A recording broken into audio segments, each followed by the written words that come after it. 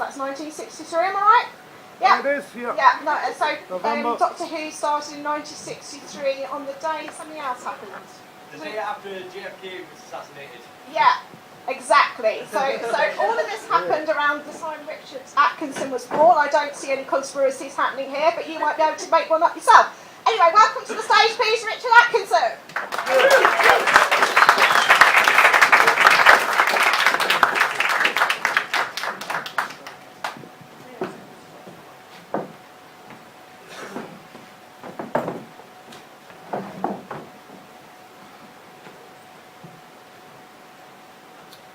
Cheers. This is one that just came out in November this year, Underground Books in New York. They sent me the PDF, so I've printed out some copies. So I've just like £4, I think. If you're interested, this just came out in November, and I can't say much about this. Some of them are old and some of them fairly new. I'm not sure if this is old or new. I think it's fairly new. Don't ever try to write and live, but if you ever do try, write for your inner sadness, which is really inner joy, bliss. Write for something you had once and you want back. Write like you're a happy, sad-go-lucky Smiths LP stuck on repeat. Write like you can be forgiven for being an old never has been. Write like you can feel inner pain and beauty every day. Write like everything is ending. Write like living is something you want and wish could happen for a bit longer, but not much longer. Write in love, you can still manage it inside yourself again. Write like it's okay to feel sadness inside all the time, with only inner love turmoil and added emotions for friends and lovers. Write like it's something you have to get out, like giving someone dead red roses from this recycled dustbin of life. With the inner goodness of the few and the many. Write like you don't give a damn, but do really. Write like you are a sad love song, but only you know it's minor key. Write like you're talking to a secret invisible friend inside your huge loneliness and longing. Write like you only forget to love. Write like it was the last poem, word or letter you would ever W.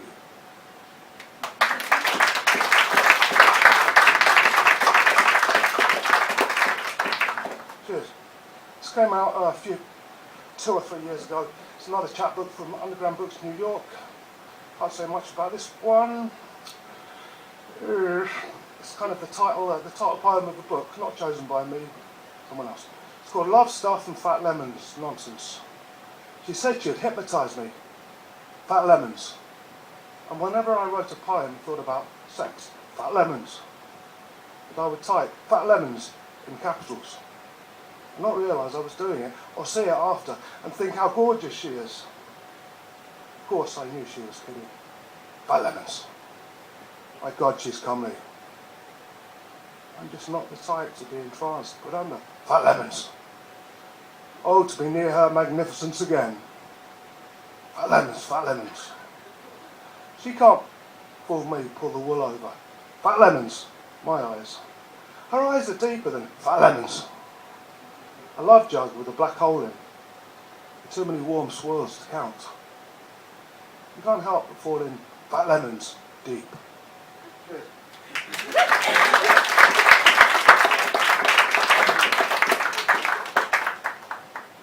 Yeah, this is an old one from the new one. So this is going back to Manchester. It's like 10 years ago. But I just had some help with putting it properly. I do need a lot of help. You know, I mean, most people think they can't be poets, but I mean, I haven't got a clue about punctuation and grammar, but I've had a lot of help with it, you know, from various groups that I've been involved with, you know, so anyone can do it. And if I can, anyone can. It's called Sleeping Digger Man. Passing by a building site, walls half built, rubble strewn, empty of people. Midday sun yawning, air crisp, full of salt and yesterday's vinegar. Noticed in the abandoned landscape, enormous man with beard, eyes tightly shut, asleep. A picture of serenity in a tiny mechanical digger, whose cabin was too small for him.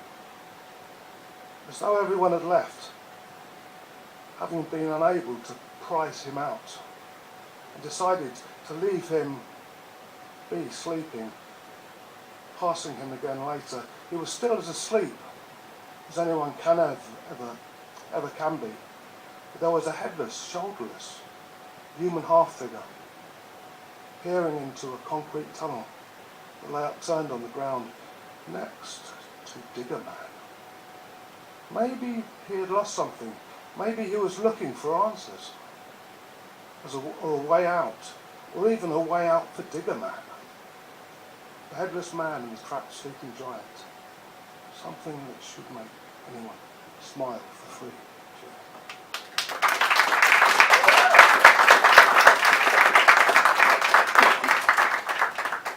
It's a proper poetry book, came out like, I don't know, 3 or 4 years ago. It's, again, it's an American publisher. You can get it on Amazon, but I've got some copies with me. They're only £6, so I'm interested. It's proper, like, about 45 poems. Not much I can say about this, not really. Black lace. We sat opposite each other. Do you believe in God, she says. Well, there must be one, but only shows herself when drunk, and at the end of tether like most of the time, and has a sense of humour and pain. How long have you been afflicted, she says. Hell, I don't know, I say. It's always happening to me. Like something stuck in the head that needs to come out. Do you think it can be cured, she says. Well, hell yes, there must be some way, I say. But you always seem to drink when the affliction hits, she says. Yes, I say, the drink seems to help it come out. Like a waterfall in the spring, sided by stiff moss, but soft to the touch like a wooden skin, smelling like a brand new sepia sandalwood newspaper you have not read, but know already what it says inside. Okay, she says, I get the picture. Do phrases come to you upon sleeping, she says. Yeah, that's the worst time, I say. Do you ever get images in your mind, she says. Yeah, all the time, I say. Is it to do with authority, she says. Hell, everything's to do with authority, I say. You don't like authority, she says. Hell, I just ignore authority, I say. How did you feel as a kid, she says. Little, I say. Do you think your affliction comes from pain? Yes, she says. Yeah, drunk pain, love pain, grief pain. Maybe they're the same pain, I say. I mean, we are the only animals that knows it will die apart from elephants, I say. Has it to do with conforming, she says. Yeah, conforming stinks, I say. Are you worried about love, she says. Hell yes. I say love is suffering. Love is pain.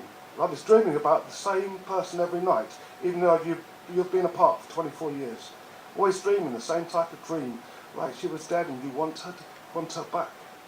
The dream keeps on saying the same thing, that no matter how much you dream, the love is a spent force between the two of us. Whilst also screaming, you miss her, like you will miss breathing. So the two of you were close, she says. For 8 years we were like Bonnie and Clyde, on a crime-free love spree, inseparable like fish and chips, with salt and vinegar, I say. Apart from when she went over to Russia, I say. So what happened, she says. She wasn't happy with my affliction, I say. So she realised, she says. Yeah, but it had not got fully blown by that time, I say. Fully blown, she says. Fully blown, I say. So I let her go, I say. You let her go, she says.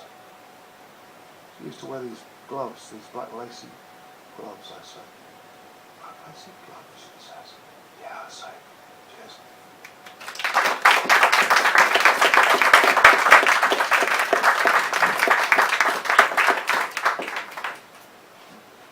This happened recently, just up above where I live. I won't, yeah, it's just when the season was starting, so you know what I mean. The man who normally says an out speaks out loudly at long last. Sunday midday on the packed bus, people were packed in, mainly wearing the black and white striped shirts, so it was the first day of the city cleansing at the local stadium. A new season of cleansing was beginning today, and they all looked like they needed cleansing.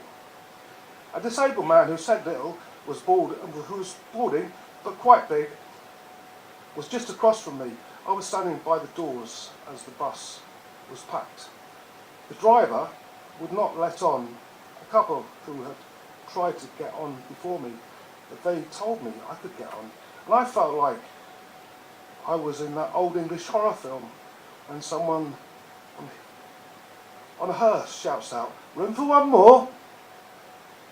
And I was way at the front, near to the doors. The big disabled man who said little, once a few years back in the newsagent, told me the dirty angels were singing on the lawn in front of his flat, or some such thing. And I could not help but look strangely concerned about the state of his mind. I also remembered seeing him at the New Year's Eve parade, dressed as an angel and banging a drum, with the rest of the fellow angels banging drums as well. He opened up his white stick, folded it out, like producing a magic wand, as if about to give a lesson for us all. He had got very thick glasses on, so I figured he had the stick, as he found it difficult to see now. And he tried to move further down the bus, as the driver had told him to move further back, as I think I was in the way of the mirror. I was just about to get off, but heard an older bloke who was sort of pinned up against the bit before the stairs, opposite me, exclaim in a very worried, pleading fashion to the big disabled man with the white stick, who normally says little, in an exclamation-like way, as if pleading for truth and justice. "I am not a homosexual!" As he said this, he looked at the big disabled man with the white stick. The big disabled man with the white stick shouted loudly and pleadingly back at the older gent, "I know you are not a homosexual!" "Well, why did you squeeze your big bum into my groin area as you squeeze bloody babe buster? I am not a homosexual.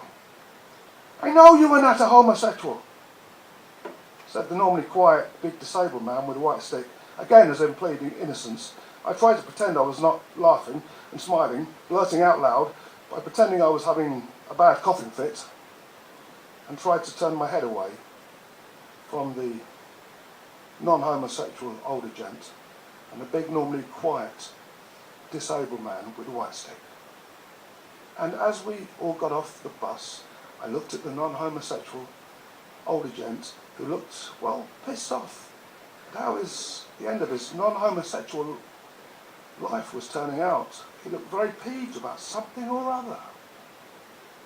I think he would be hard pressed to know what it was all about, this short life blurt out thing. Some of us are lucky enough to get fleetingly, and some even miss most of the best juicy bits off. Cheers.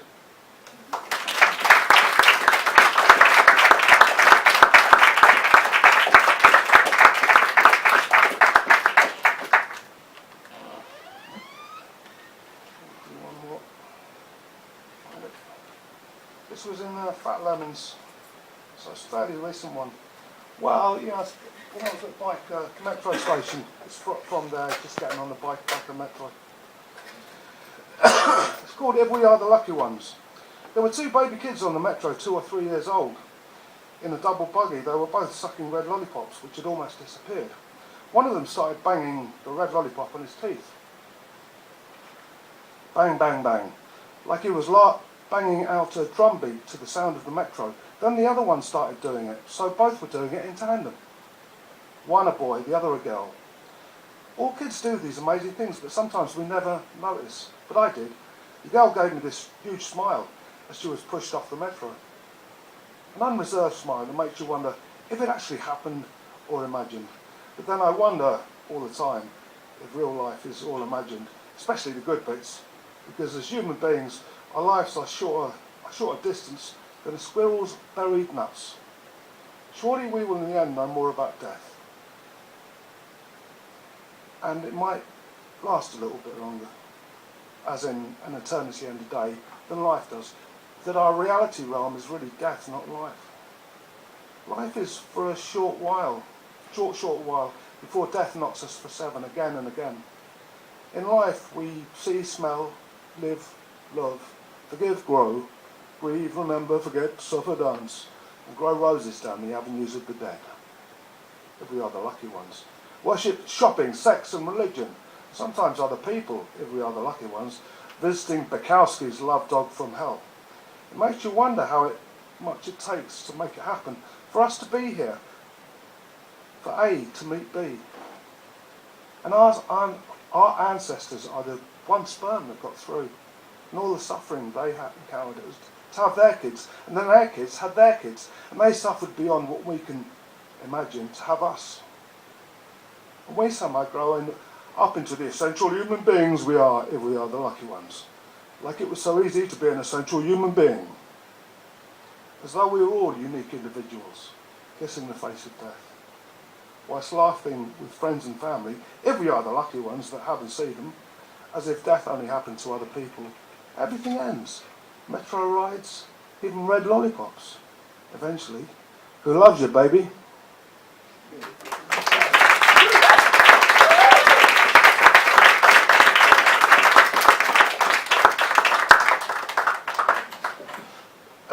This is from Fat Lemons. I can't remember if this is an older one that I've worked on. God, I can't remember. Drink too much. The L in my love. I am something you forgot ever existed. I am the spider in your bath. I am the fly in your soup. I am the sadness you forgot you had. I am the fly on your wall. I am death speaking loudly when you thought you had forgotten about it all again. I am -0 when you thought it couldn't get any colder. I am climate change when you thought there was none. I am the silent majority talking loudly for a change. I am the great book you never read, the one that could have changed how you look and feel about life. I am the age you would be if you were not quite as old as George Clooney. I am the bloke on the bench with mental health issues you never ever notice. I am the problem part of the city you fear to tread. I am not that old and hooked on booze, taken to get away from all those that are dead inside. I'm the film that changed your life. I'm the poem that made you laugh, smile, cry, or just write another one. I'm the capital F in feeling. I'm the capital T in thought and thinking. I'm the capital W in willpower. I'm the capital C in cooperation. I'm the capital T in tenderness. I'm the capital D in deceased. I'm the capital G in grief. I'm the capital S in sorrow. I'm not you unless I loved you big time. Then I might be. You would be the L in our love. Cheers.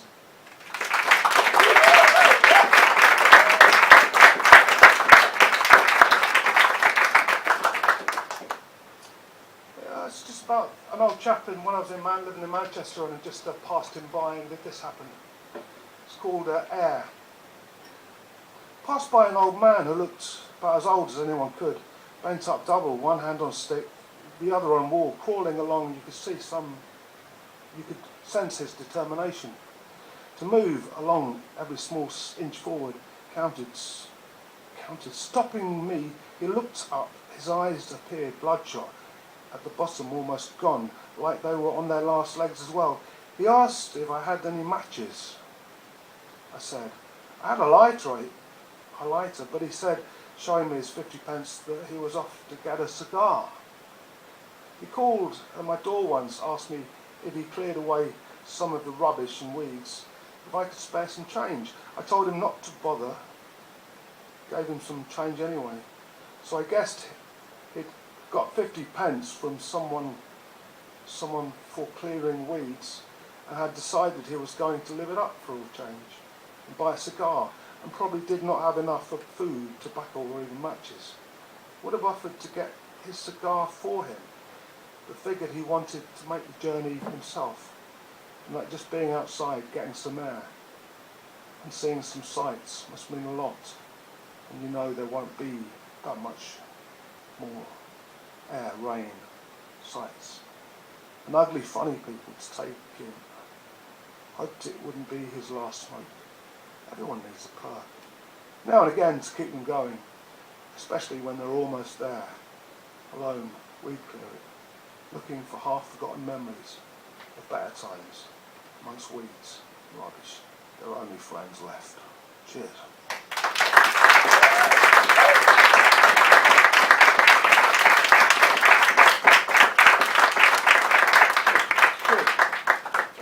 See if you want a copies, I've got a few copies of it.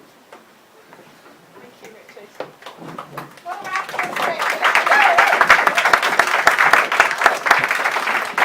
Well, a round of applause for his trousers and a really good set. Excellent trousers. We're now going to have some open mic. Right, so how this works is I show